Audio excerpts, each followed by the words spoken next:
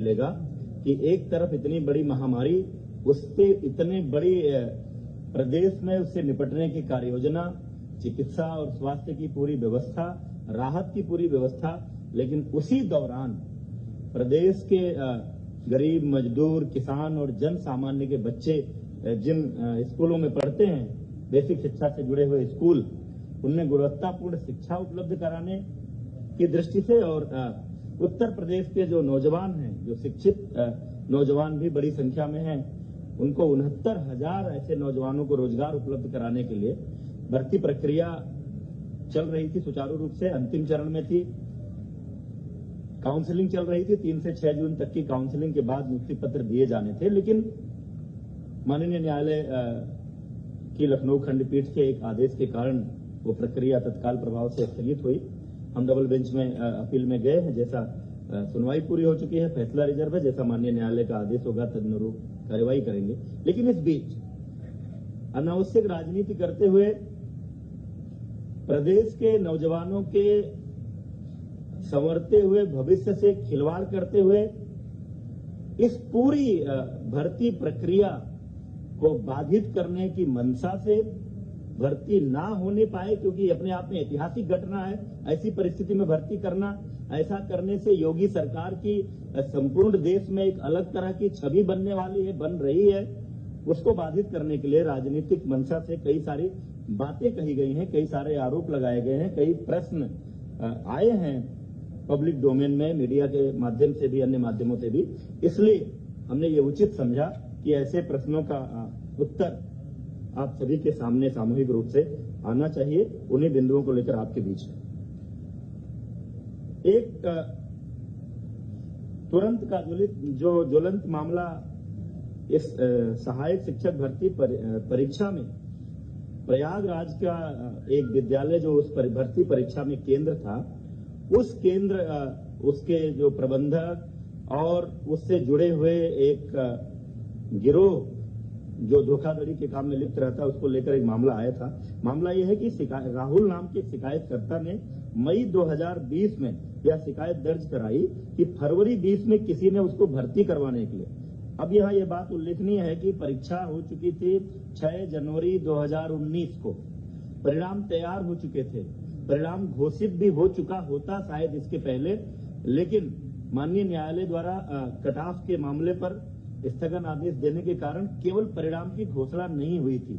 इस बीच इतने दिनों बाद जनवरी 19 के बाद मई 2020 में शिकायतकर्ता राहुल की शिकायत आई कि फरवरी 2020 में किसी ने उनको इस भर्ती करवाने के लिए इस भर्ती में पैसे लिए।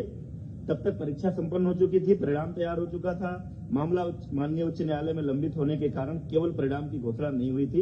इसलिए फरवरी 20 से मई 20 में किसी लेन देन के कारण परीक्षा के परिणाम पर प्रभाव नहीं पड़ने वाला था।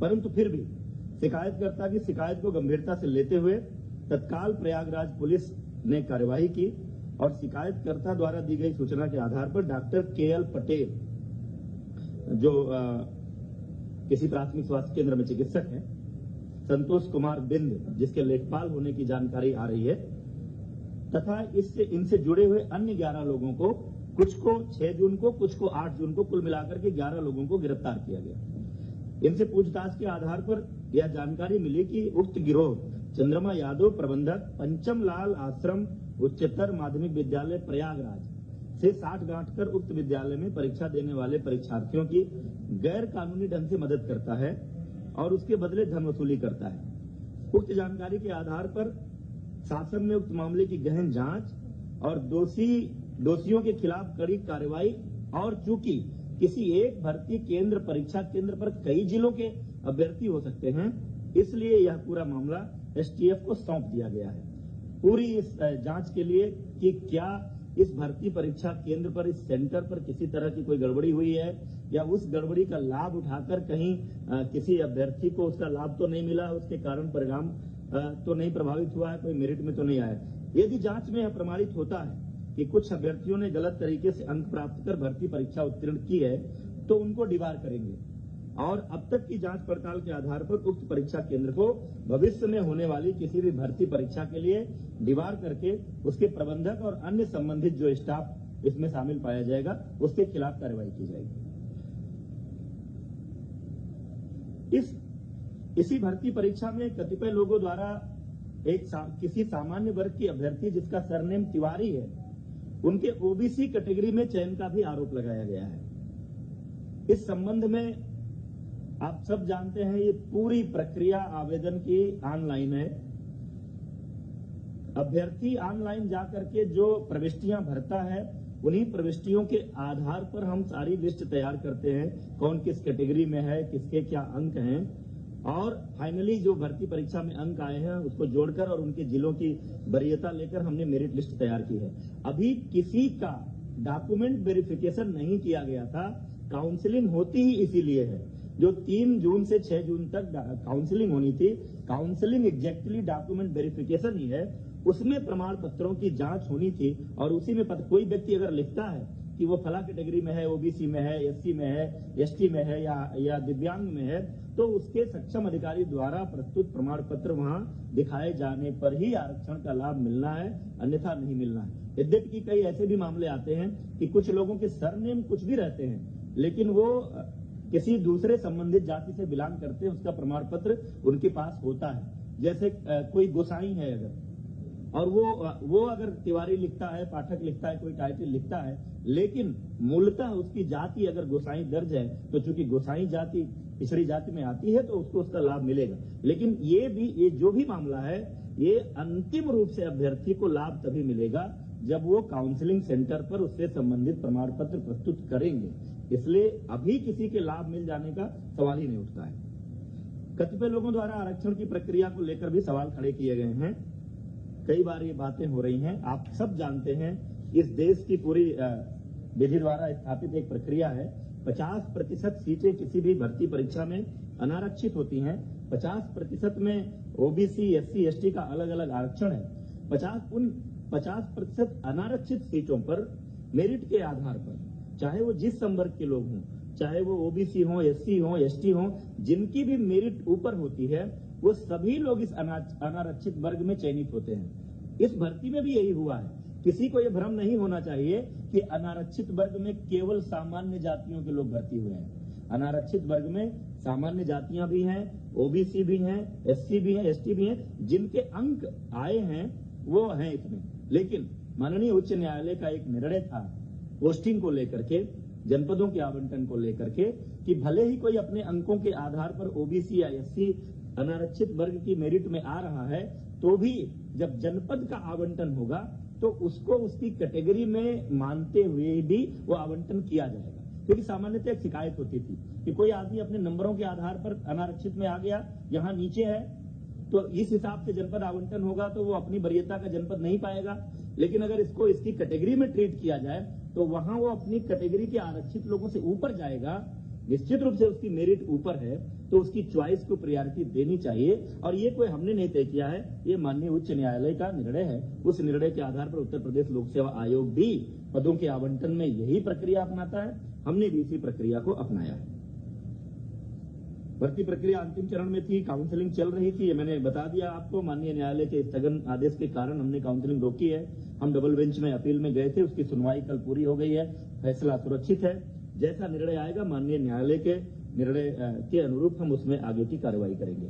इसी संदर्भ में एक अपडेट माननीय सर्वोच्च न्यायालय से भी आई है कि आगे कोई डेट लगी थी, लेकिन इस बीच में कोई जो प्रतिवादी गण है उन्होंने कुछ रिप्रेजेंट किया है और बीच में किसी दूसरे माननीय न्यायमूर्ति ने उस मामले को एंटरटेन किया है और उस आधार पर कोई एक मीडिया के माध्यम से भी आप लोगों को भी सूचना आ रही, कोई एक गाइडलाइन आ गई कि 69,000 में से 37,000 कुछ पदों को रोकते हुए शेष पर आप भर्ती करें। इसमें चूंकि हमारे विभाग का पक्ष नहीं सुना गया है वो निर्देश जारी करते समय, इसलिए हम वो मॉडिफिकेशन के लिए वहां पर अपील कर रहे हैं कि इस आदेश में संशोधन हो। एक अन्य प्रकरण में आया है चर्चा में आप सबके माध्यम से भी, अन्य मामलों से भी, कस्तूरबा गांधी बालिका विद्यालय बड़ौत बागपत में वहां की एक अध्यापिका अनामिका शुक्ला, आरोप यह है कि ये 25 अन्य कस्तूरबा कुल मिलाकर के 25 कस्तूरबा गांधी बालिका विद्यालयों में कार्यरत हैं और 1 करोड़ से अधिक का भुगतान हुआ है।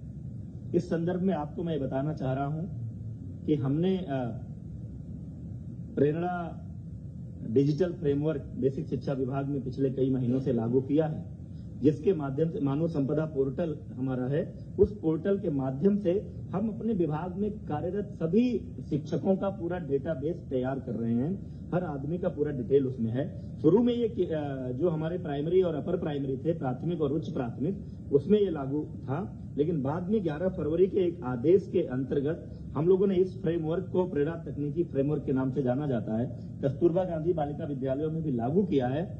और उस लागू होने के बाद मार्च से वहां भी जो डेटा फीडिंग की प्रक्रिया शुरू हुई, अब उसमें एक सिस्टम है कि अगर कोई भी सेम डिटेल दूसरी जगह फीड किया जाएगा तो वो हमारा सिस्टम हमको अलर्ट करेगा। और उस फ्रेमवर्क के इस्तेमाल के कारण ये मामला पकड़ में आया है। और जो जांच हुई है उस जांच में ये तथ्य सामने आया है कि बड़ौत, हर ब्लॉक में कस्तूरबा होता है, बागपत के बड़ौत ब्लॉक में जो कस्तूरबा गांधी बालिका विद्यालय है उसमें ये कार्यरत शिक्षिका अनामिका शुक्ला जो एक पोस्टिंग वहां पर थी, उस बेस पर चूंकि पहला डेटा वहां मिला, उस बेस पर जो जांच की गई 8 अन्य जनपदों के एक कस्तूरबा विद्यालयों में, यानी कुल 9 विद्यालय। ये जनपद है वाराणसी, अलीगढ़, कासगंज, अमेठी, रायबरेली, प्रयागराज, सहारनपुर तथा अंबेडकर नगर में पूर्णकालिक विज्ञान शिक्षकों की नियुक्ति हुई है। एक का डॉक्यूमेंट है, उस डॉक्यूमेंट का इस्तेमाल हुआ है। उस डॉक्यूमेंट का इस्तेमाल करके अन्य जगहों पर कोई और शिक्षिका अनामिका शुक्ला के नाम से गई है, उस पर नियुक्ति हुई है, ये बात सामने आई है। लेकिन कई जगहों पर योगदान नहीं किया, वहां जाकर के ज्वाइन नहीं किया, कई जगहों पर ज्वाइन करने के बाद लगातार अनुपस्थित है। तो कुल मिलाकर 6 विद्यालयों के माध्यम से अनामिका शुक्ला के डॉक्यूमेंट पर नियुक्त हुई शिक्षिकाओं को 12,24,700 रुपए का भुगतान हुआ है। उक्त मामले की अभी तक की जांच की स्थिति आई है, कहीं और इनके होने का जानकारी नहीं मिली है। पुलिस ने एक शिक्षिका को गिरफ्तार भी किया है, कासगंज में वो त्याग पत्र देने गई थी। 12,24,700 एग्जैक्टली जो अनामिका शुक्ला है वो अभी पुलिस की गिरफ्त में नहीं है।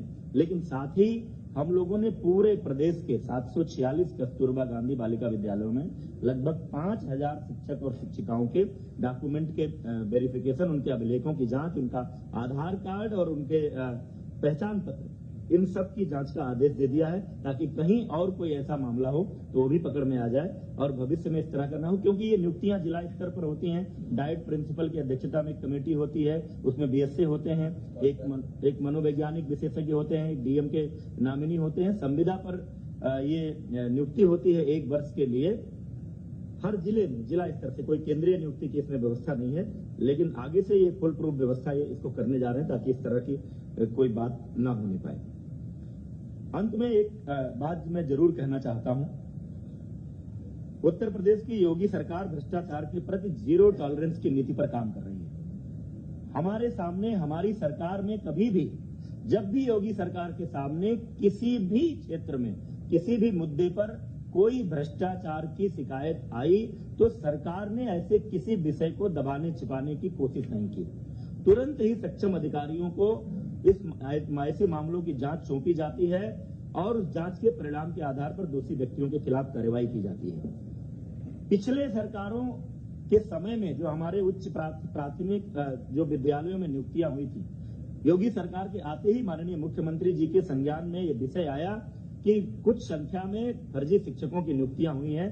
तुरंत ही ऐसे शिक्षकों की जांच करने और उनको बाहर करने के लिए माननीय मुख्यमंत्री जी के आदेशानुसार एसआईटी को और एसटीएफ को अलग अलग मामलों की जांच सौंपी गई। और उसका परिणाम ये रहा कि एक बार 775 शिक्षकों की सेवा समाप्ति की गई। पूरी फुल प्रूफ जांच के बाद जो फर्जी पाए गए, 522 के विरुद्ध एफआईआर दर्ज कराई गई है।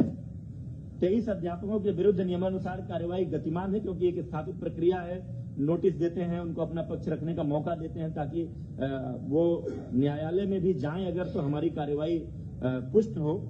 इसके साथ ही साथ एक 2004-05 में डॉक्टर भीमराव अंबेडकर विश्वविद्यालय आगरा से बीएड की कुछ फर्जी डिग्री का मामला आया था। उनमें से जिन लोगों पर संदेह था, ऐसे 1356 अध्यापक चिन्हित हुए थे, उसमें से भी 926 की सेवा समाप्त की जा चुकी है। 406 के विरुद्ध कार्यवाही गतिमान है। इस प्रकार अब तक 1701 ऐसे फर्जी शिक्षकों की सेवा समाप्ति की जा चुकी है तथा 429 के विरुद्ध कार्यवाही गतिमान है। अन्य जहां भी कोई शिकायत आती है किसी फर्जी शिक्षक होने की, तुरंत वो मामला एसआईटी या एसटीएफ को सौंपा जाता है और जांच के आधार पर सावधानी बरतनी पड़ती है कि कोई जेन्युइन शिक्षक इस कार्रवाई का शिकार न हो। जांच के आधार पर हम तुरंत बर्खास्त करते हैं। हमारे कार्यकाल में जितने लगभग 50,000 शिक्षकों की भर्ती जो इसके पहले विभिन्न भर्ती अभियानों में अभी तक हो चुकी है, उसमें से अभी तक किसी फर्जी शिक्षक की नियुक्ति का मामला नहीं सामने आया है। कोई ऐसी शिकायत आएगी तो उसकी भी जांच करेंगे और इसी तरह की कार्रवाई करेंगे। हमारी कार्रवाई को लेकर लोग कोर्ट में गए थे, लेकिन माननीय न्यायालय ने भी बर्खास्तगी की, फर्जी शिक्षकों की बर्खास्तगी की कार्रवाई को उचित ठहराया है और ये कहा है कि जो उत्तर प्रदेश सरकार ने कार्रवाई की है वो विधि के द्वारा स्थापित प्रक्रिया के अनुसार हुई है। यह ऐसी सरकार है जो भ्रष्टाचार मुक्त और पारदर्शी शासन के लिए जानी जाती है। सरकार शिकायतों को तुरंत संज्ञान में लेकर त्वरित जांच कराकर कार्रवाई करती है। फिर भी कुछ लोग ऐसे हैं जिनका खानदानी पेशा ही भ्रष्टाचार और घोटालों का रहा है। उनका पूरा इतिहास भ्रष्टाचार का, घोटालों का रहा है, तो वो उनकी कल्पना में नहीं है कि इतनी बड़ी कोई भर्ती या इतनी बड़ी संख्या में रोजगार देने का अभियान ये बिना भ्रष्टाचार के कैसे हो सकता है। क्योंकि स्वाभाविक है कि जिसका अपना जो ट्रैक रिकॉर्ड रहता है, जिसका अपना जो स्वभाव रहता है, आदमी उसी आधार पर सोचता है। इसलिए पूरी भर्ती, मैं एक आरोप लगाना चाहता हूं, पूरी भर्ती प्रक्रिया को डिरेल करने के लिए योगी सरकार को इस बात का श्रेय न मिले कि जिस तरह से कोरोना के कारण उत्पन्न हुई महामारी में पूरे प्रदेश की 23 करोड़ से ऊपर की जनसंख्या को एक एक व्यक्ति को भोजन मिले, राशन मिले, जीवन निर्वाह भत्ते के रूप में 1,000 रुपया जो पात्र व्यक्ति हैं उनको मिले, साथ ही 1,500 से अधिक ट्रेनों को लगा करके जिस तरह से लगभग 30 लाख प्रवासियों को प्रदेश में लाया गया, फिर उनकी स्किल मैपिंग हो रही है, उनको भी राशन और निर्वाह का भत्ता दिया जा रहा है और आगे उनको भी वापस जहां जहां अपने गांव में लौटे हैं उनको रोजगार देने की बात हो रही है। सबके जीवन निर्वाह की व्यवस्था का प्रयास हो रहा है। ऐसे में इन परिस्थितियों में इतनी बड़ी भर्ती अभियान ये सफल ना होने पाए, इसको लेकर कुछ लोगों ने एक राजनीतिक अभियान चलाया है और तमाम सारे ऐसे प्रयास किए हैं। उनको रास नहीं आ रहा है कि उत्तर प्रदेश के नौजवानों का भविष्य कैसे संवर रहा है, योगी सरकार को यह यश कैसे मिले, इसको लेकर तमाम लोग शुरू से, जब से माननीय न्यायालय का फैसला आया, हमने आंसर की जारी किया, हमने रिजल्ट जारी किया, सोशल मीडिया के माध्यम से, तमाम माध्यम से तमाम तरह का भ्रम फैलाने की कोशिश की गई, अभ्यर्थियों को उद्वेलित करने की कोशिश की गई, अव्यवस्था पैदा करने की कोशिश की गई, लेकिन सरकार ने पूरी तत्परता, पूरी तन्मयता और पूरी कुशलता के साथ इस भर्ती प्रक्रिया को आगे बढ़ाया है। माननीय उच्च न्यायालय, माननीय सर्वोच्च न्यायालय में कुछ लोग गए हैं, उनका अधिकार है। जैसा माननीय उच्च न्यायालय का और माननीय सर्वोच्च न्यायालय का आदेश आएगा उस अनुरूप हम इस कार्रवाई को पूरी करेंगे। योगी सरकार की मंशा ये है कि ये भर्ती प्रक्रिया यथाशीघ्र कुशलतापूर्वक पूरी हो, प्रदेश के 69,000 नौजवानों को रोजगार मिले और प्रदेश के 69,000 स्कूलों को, हमारे गांव गरीब मजदूर किसान के बच्चे जिन स्कूलों में पढ़ते हैं उसमें पढ़ने वाले बच्चों को गुणवत्तापूर्ण शिक्षा मिले। ये बातें आपके सामने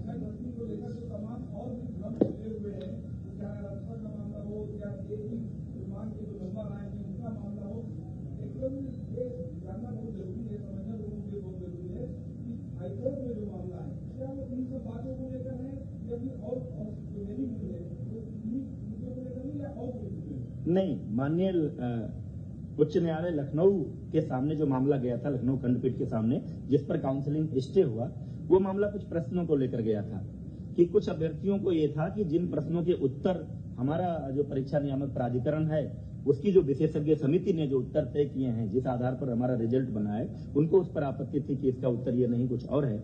उसको लेकर के जो सिंगल बेंच ने एक फैसला दिया था कि यूजीसी एक विशेषज्ञ समिति बनाए और वो समिति ये तय करे कि इन प्रश्नों के उत्तर क्या होंगे। तो चूंकि उस निर्णय के खिलाफ हम डबल बेंच पे हमने अपील की है, सुनवाई कल पूरी हो गई है, फैसला सुरक्षित है। डबल बेंच का जैसा निर्णय आएगा उसके बाद ही हम उस बात पर निर्णय ले पाएंगे। सुप्रीम कोर्ट में जो मामला गया था माननीय सर्वोच्च न्यायालय में, क्योंकि जब यहाँ न्यायालय ने, सरकार ने जो कट ऑफ तय किया था 97 नंबर अनारक्षित के लिए और 90 नंबर आरक्षित के लिए, और जो मांग चल रही थी जो 45% 40% की, तो माननीय उच्च न्यायालय हमारा स्टैंड का सपोर्ट किया था, हमारे कटाफ को माना था कि गुणवत्तापूर्ण शिक्षकों की नियुक्ति के लिए यह सही निर्णय है। तो जो सर्वोच्च न्यायालय में लोग गए हैं, उस कटाफ वाले निर्णय के खिलाफ गए हैं, वो निर्णय माननीय सर्वोच्च न्यायालय से आना। एक एक करके हो जाए। हाँ, कोई भी परीक्षा लगातार गलत प्रश्न आ रहे हैं, लाखों अभ्यर्थी परेशान है, सड़कों पर है। कौन है इसके लिए जिम्मेदार, और जो जिम्मेदार हैं उनके खिलाफ क्या कार्रवाई आप लोग अब तक किए और आगे क्या कार्रवाई करेंगे? आप कुछ कह रहे थे? इसमें 3 प्रश्नों का जब सभी कैंडिडेट्स को अपॉर्चुनिटी दिया गया था ऑब्जेक्शंस रेज करने के लिए, जब आंसर कीज पब्लिश हुए थे, 3 का एक्सपर्ट कमेटी ने देके सभी कैंडिडेट्स को बराबर मार्क दे दिया। जहां तक हाईकोर्ट लखनऊ बेंच में प्रश्नों का जो 13 प्रश्नों का किया गया था, इसमें इन 13 प्रश्नों को हम लोगों ने सरकार के पक्ष से हम लोगों ने सही ठहराते हुए इसको किया है। उसी की कल सुनवाई हुई है एंड आरक्षण ये जजमेंट भी सुरक्षित हो गया है। I think we should wait for the judgement. Thank you.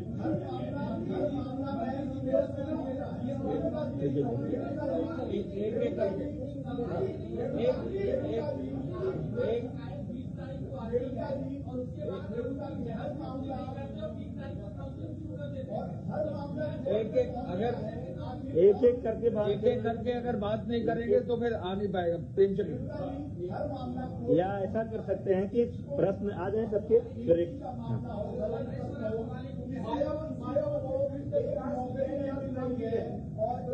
आप बताइए। 25,000 नौकरी कर रही है, करोड़ों रुपए उसे मिल रहा है।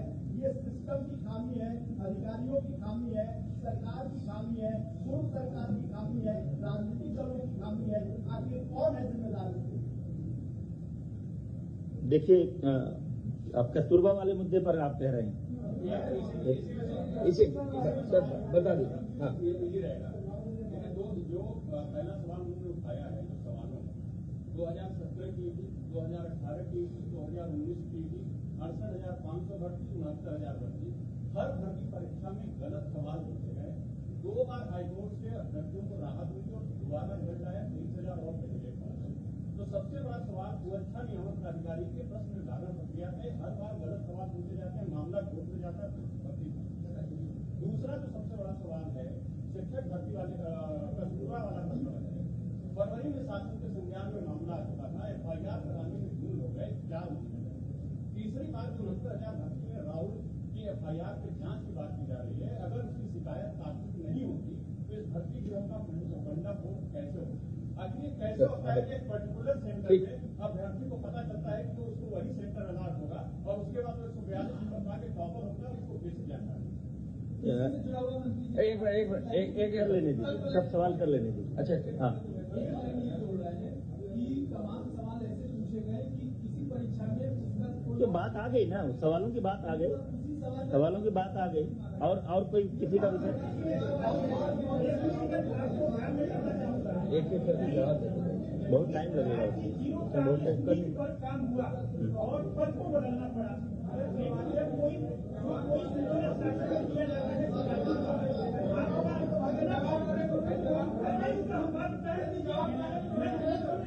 नहीं कर पाएंगे आप। बस 1 मिनट।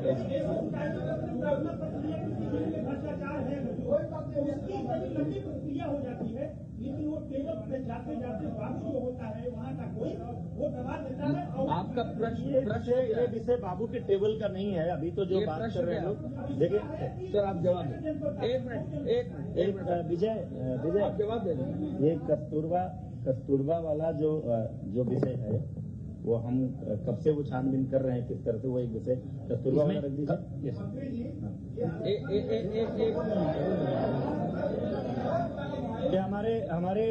हमारे डीजी स्कूल एजुकेशन है, SPD भी है कस्तूरबा के मामले का। आप इस प्रकरण में, कस्तूरबा गांधी बालिका विद्यालय प्रकरण में जब डेटाबेस बनाया गया, प्रेरणा ऐप में उपस्थित दर्ज कराने की बात आई थी, तो बागपत की जो अनामिका शुक्ला के नाम पे जो कार्यरत थी, वो फरार हो गई थी। उनके खाते में तो धनराशि बैंक खाते बैंक मैनेजर से संपर्क हुआ तो कहीं और से भी उनकी धनराशि वहां ट्रांसफर होने की बात आई। वहां के डीसी ने हमें रिपोर्ट किया, तुरंत हमने 11 मार्च को आदेश किया, पत्र मीडिया को भी हमने दिया था कि 11 मार्च को हमने आदेश किया एडी बेसिक्स को कि तुरंत इनके अभिलेख मंगा लीजिए। फिर ये 9 उसमें जो डेटाबेस से चेक किया हमने कि 9 जिले में अनामिका शुक्ला का नाम ये संदिग्ध होगा, प्रारंभिक जांच करनी जरूरी होती है ताकि एफआईआर करनी। हमने लेटर में आदेश भी किया कि अगर ये सिद्ध होता है तो एफआईआर करा दी।